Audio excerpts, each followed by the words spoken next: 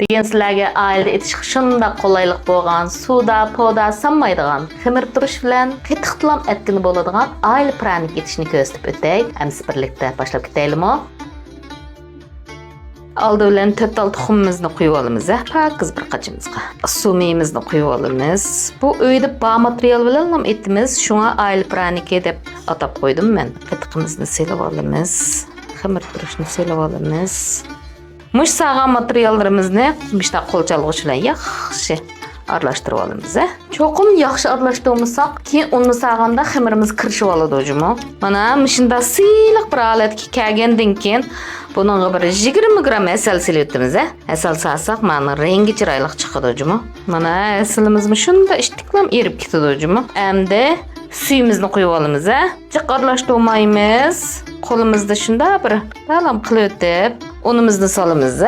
Unning jiq ozligini o'zingni uni qarab qilinglarmi? Bu ximiyani bek ching jug'urib olmaymiz.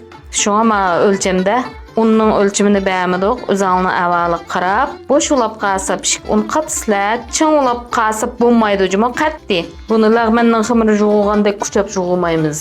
Bu xamirimiz mana shunda holatda bo'ladi. Bu bek bo'sh. Bo'lmasa xamir kirişi bilib o'xshamaydi pranikimiz. Hozir mana mush xamirimiz asosiyatdan bo'lay deb qoldi. Endi buni shalaq qilib uni quyishga bo'lmaydi. Mana bu qog'onni chechib turib keltirib olamiz, chang boshliqini. Bo'ldi, mana bu xamirimizmi. Shunchalik bo'sh ximiya. Qayt topiladimi?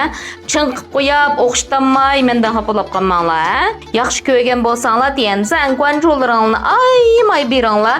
Men yana davomli yaxshi mazmunlarni beraman, fansizlarim. Mana bu xamirimizni xacho yepib bir 15 minut tindirib olamiz, jimo. Xamir turish saldiq emasmi? Xamir turishsak unumini chiqarganingizda andin yeb shakllantiramiz. Mana xamirimizni 15 minut tinib oldi. Qog'unni yaxshi chechib andin qilamiz. Mana bu xamirimizni mana pozimi ketmaydi hujuma, o'zi bek bo'sh, bek rayish ximiy vochqa qo'limizdan mana shunda besib qilinliqini munchalik qilib bek nibzolab qolsa chiqadi hujuma. Bu mos bek yumshoq chiqadi, shunga sal qilayroq qilib olamiz buni. Bo'ldi, misholatda. Endi uyanglarda qanday qilib bo'lsa ishlasang bo'ldi. Men uyamda ma qilib baken, mishnanda qilma. Buni cho'qim bir unga tekkizib bosimiz bu xamirimizda. İşte qiliblam besib olamiz. Shakarga besib etdimiz. Tatliqdan chiyma etdim desanglar, tuxum so'kib salamo bek chiroyli chiqadi hujuma bu pranikimiz. Mana bu pranikimizni bir lis qilib oldik. Endi tavşanimizni 200 qilib 10 minut pishirib boqamiz. 10 minut pishmasa yanala. Davomli pishiramiz. Çoqum etib sınab, mana resimlerini yollanglarcımı? Mana 20 minutda pranikimizmi pishmiş holatga keldi. Shunchalik tez pishibdi. Çoqum etib sınab boqinglar.